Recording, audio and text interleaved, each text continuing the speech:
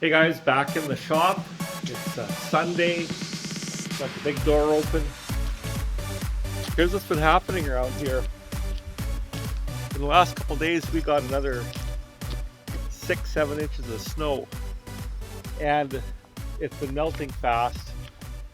And so I had to take care of snow removal and other things where I work.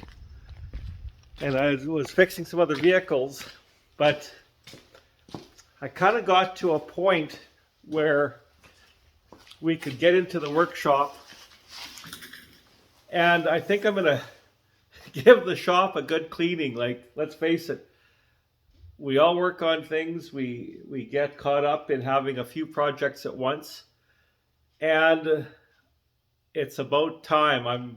I want to do this. I've got the 95 Mustang behind me. It's been up on jack stands for a year and a half, and I really want to drive this car. So I'll tell you a little bit about it. I'm going to back up a little further than what I normally back up.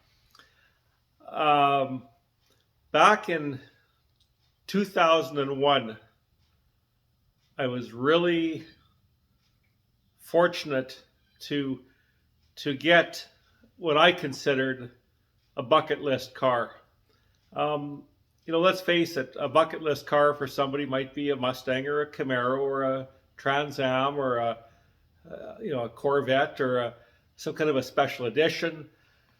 I know a lot of the older guys I talk to say, well, why don't you get a 68 Mustang? Well, a 68 Shelby is one of my favorites, but that's pretty much out of reach for me. So where I'm going with this is, I'm going to back up even further. Around 1999, we'll say, I was living at my brother's house in Esterhazy, and this is before everybody had cell phones. Maybe some of my friends had cell phones, but I know I sure didn't. I got a phone call at my brother's house, and they said, hey, there's a fairly new Saleen Mustang cruising around Yorkton.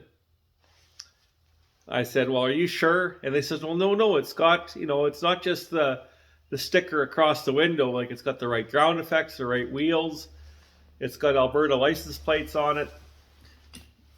I thought, well, it's possible. I would never say that someone's car is the real deal. So it was probably a few weeks later, I'm in Yorkton with my 86 Mustang, cruising around, and there's a crowd of people around this white car at 7-Eleven. So I pull in. Oh my God. To me, this was like the holy grail of cars. It was a white 96 Saleen Mustang S281 Speedster. A really super nice couple owned the car.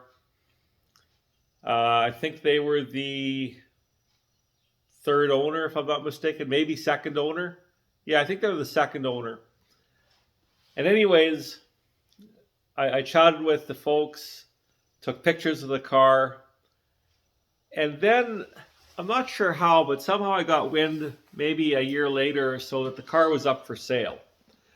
So I remember I was in Saskatoon, Saskatchewan. They had a big, the city has a big car show in their downtown district. They block off the streets. It's a big event, and I'm walking along with my buddy Greg, and there's this S281 sitting there with a for sale sign on it. So the fella's wife was there with the car. I said, I don't want to sound like a tire kicker, but I'm really interested in this car. And I saw you guys in Yorkton with it. So we talked a little bit. I said, I'm going to see what I can do.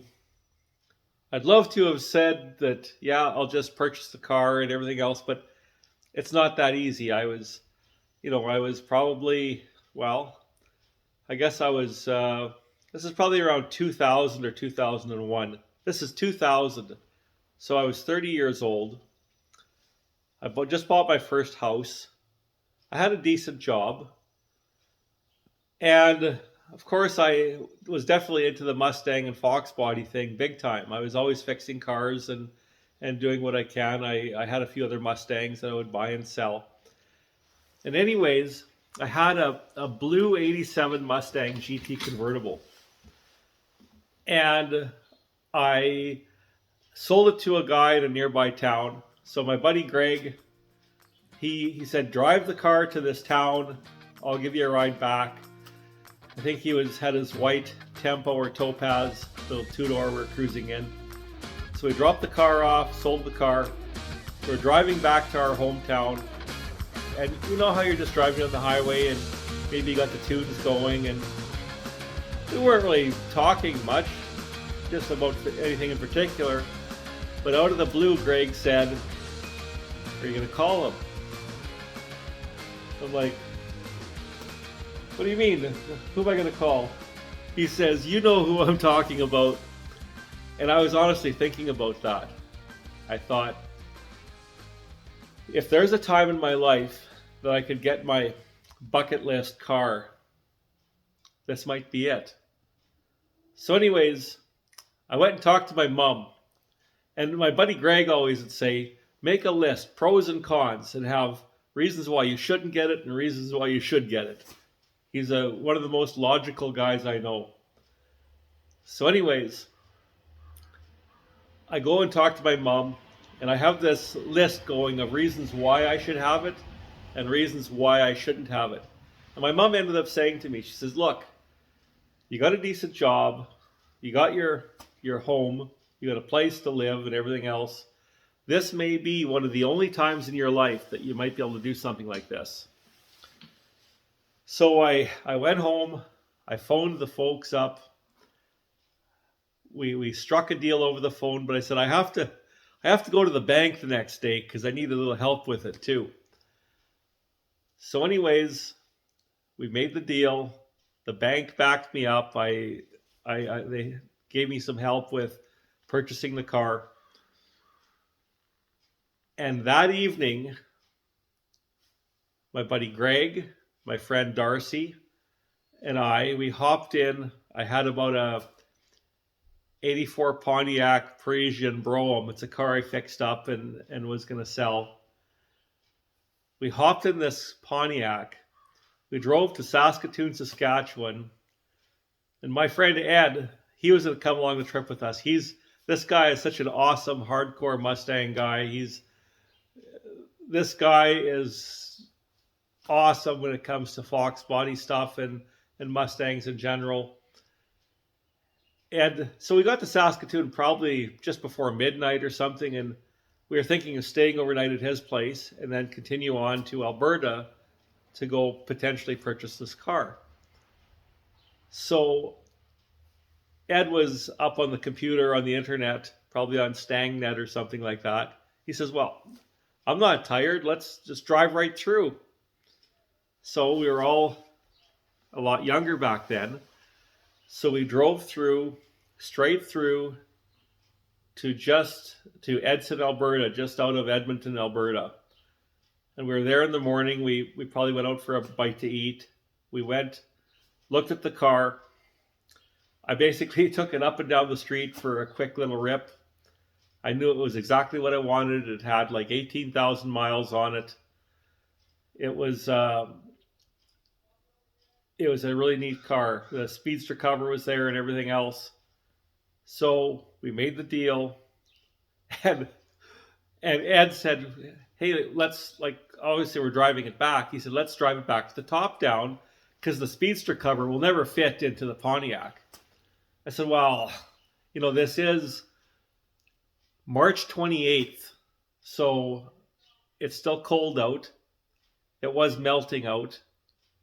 The roads were good, obviously, but I thought this is no weather to drive with the top down the highway, no less, for probably a good 9 or 10 hour trip. So anyways, I try putting the speedster cover into the back of this Pontiac, and at first glance you'd say, well, it'll never fit. So I think Ed was on one end of it trying to pull it out of the car, and I was on the inside of the car trying to pull it in. He's like, see, it won't fit. And no, let's just wait. We got it to fit in the car. And the person driving the Pontiac had room. But the speedster cover took up so much room in the car that the person couldn't even sit in the front seat as a passenger. They had to sit behind the driver, tucked into the corner, because the speedster cover took up so much space. You know, and it wouldn't fit inside the interior of the Mustang because it just couldn't happen. You couldn't have the top up with the speedster cover in the car. It wouldn't work. So we made it work. We drove the car back to my hometown in Esterhazy, and grateful for Ed to come with us and Greg and Darcy. And because of that car, I've met so many people in the Foxbody and SN95 community. It's just amazing. In 2019, I took it down to Deadwood, South Dakota. Had Steve Saleen actually signed the dash on it. So, you know, there I am meeting Steve Saleen. What do you say to the guy? He's like a major idol for me. So, anyways, had this car over the years, did a few modifications to it. And honestly, it's one of the nicest driving cars I've ever had, ever. In fact, I really missed that car. It was, yeah, like, first of all, you say, well, it's 215 horsepower. What's the big deal? Even when it was 215 horsepower, it was so beautiful to drive. I ended up getting a PI head swap done on it, some mild comp cams, some, I think it was a Bassani off-road X-pipe. No, sorry, Bassani catalytic X-pipe. Some underdrive crank pulley, intake elbow and stuff. It had about 305, well, just over 300 horsepower. So it kind of had the power of about an 05 Mustang GT. And it was just, it revved. It was just a pleasure to drive. So fast forward a bit. Now COVID hit. So I ended up taking about a month off of work when COVID hit because we didn't know what to expect. I didn't know what was going on. So I spent a lot of time at home. I spent time on the computer. And I remember around 2011, I heard of a 94, 95 SALEEN S351 in Saskatchewan. I've heard about this car. I don't know how I heard about it, but I heard about it. And I knew some details on it. And then around 2016 or so, it came up for sale. I've never seen the car. I never knew who owned it. It was in a Auto Trader ad. And then it disappeared. Never heard where it went or what happened. So when COVID hit, I started thinking about this car. I contact my buddy Greg. He saves lots of neat information. I said to Greg, do you still have that Auto Trader ad for that S351? And it's like 5 minutes later, boom, it appears on my phone. So I look at the ad, I figure out, I see the small town where the car was located, and I think I either texted or phoned the number. I think I phoned the number and I got a hold of the guy. I texted him, but I think I got a phone call back. And the fella said, oh, that car is sold. You missed it. I said, well, where did it go? Well, it went to Alberta, and then it just got resold to BC. So it's long gone. And honestly, whoever that was, because it wasn't the guy I ended up buying the car from. So whoever it was that had that same phone number that gave me that story that the car it's sold, it's long gone, and it's been sold again, I just didn't buy it. I just didn't buy what he had to say.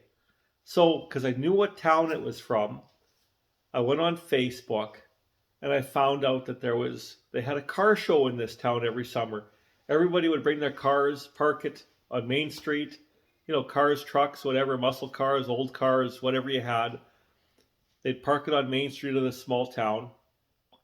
And the car show event was sponsored by a local repair shop. So I got a hold of these guys from the local repair shop and I said, hey, do you know the owner of that white Mustang convertible? And they said, yeah, well, we know the guy. It's a small town. They knew him. I said, does he still have the car? Is it still for sale? I don't know. I guess so. Nobody really seen the car because it never, in the whole time the guy had the car, it never really came out much. So anyways, he says, I'll get a hold of this fella. I said, here's my name and phone number, you know, if I could get some information. So anyways, about 3 weeks later, the fellow that owns the repair shop messages me back. Here's his name, here's his phone number, the car is available. So anyways, I spoke with him. We made an arrangement to go look at the car. It was probably good 6 hours away from where I live. So the first trip we made up, it was my wife and my mom and my brother. We hopped in a minivan, drove up to this small town in western Saskatchewan. And when we were about just leaving the city where I live, I get a phone call from the fellow. The car won't run worth a damn. He said, I don't know what it is. It's always started, it's always ran. We don't know what it is. It's like it's flooding itself or something. I said, well, we're still going to come to look at it if it's all right. He said, I have it at this repair shop. So anyways, we went and looked at the car. Sure enough, there it is. 1995 SALEEN S351. To me, that's like a guy that's 70 years old picking up a 68 Shelby GT500. You know, sure, a GT500 is obviously worth more and everything else, but for me, that was a holy grail car. Here it is sitting in front of me. And yeah, it would try and run, but it wouldn't run. But I got a chance to look the car over as close as I could. And I knew if I was ever in a position to purchase one, the biggest requirements were accident-free and original paint. I don't care about some mechanical stuff. To me, that's maintenance. So as long as nothing's been butchered on the car, obviously. So I looked the car over. They were probably getting annoyed with me from, you know, I looked at it this close because I have a saying that if you're a coin collector or a stamp collector, you take that coin or that stamp, it may be worth $10. Like a silver dollar, it might be worth $10. It may be worth $50. Same with the stamp. But you look at it from this close. So I believe you should do that with a car. And we were fortunate to get it up on a hoist. And somebody had undercoated the car at some point in time with just some kind of a thin undercoating. And I wasn't really happy about that, but it was good. I'm not going to say it's a 10 out of 10. It wasn't, because my 10 out of 10, or what some guys consider a 10 out of 10, is more like an 8 out of 10 for me. I want to be fussy and accurate when it comes to condition. So anyways, to make a long story short, I said, well, I'd like to at least drive the car. So about a week and a half, 2 weeks later, maybe it's even 3 weeks later, we went back up. They got the car running. It turns out, before it was brought into Canada in around 2010 or 2011, or I think 2011, it had a Motes quarter horse chip, and it had like a watch style battery on the chip, piggybacking the chip, or it was a piggyback chip with this battery on it. The battery finally died. So the owner of the car removed the chip. The car ran fine. Obviously it didn't have the tune in it anymore. I took it for a spin, and when you revved it up over 3,000 or 3,500, there was a definite vibration in it. It was driveline related. I figure I knew it had a newer clutch in it. And my brother and I took it for a spin, and yeah, that vibration was there. I didn't care because I knew I could fix it.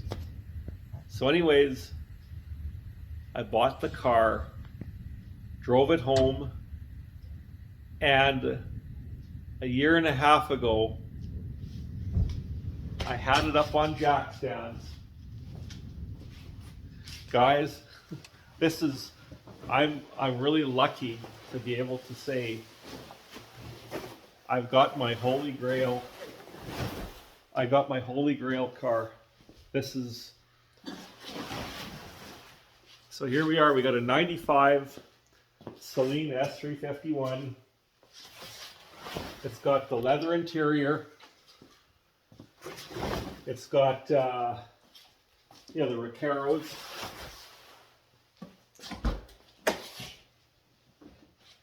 Have a few things apart on it because I'll tell you, here's a look underneath.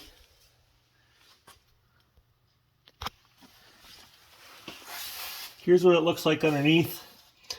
I spent a lot of time cleaning off all the undercoating. I went over the differential. I did new shocks. And a year and a half ago, because I drove it around a bit, but I didn't work the car because of this vibration I had to fix. And so a year and a half ago, I finally got the car up on jack stands. I went to replace the clutch, and I started wiping the undercoating, and it started coming off. So I kept going and going. Well, as I moved towards the back of the car, the differential's in the way. So I had the differential out, and like I said, I painted everything. I did new brake lines.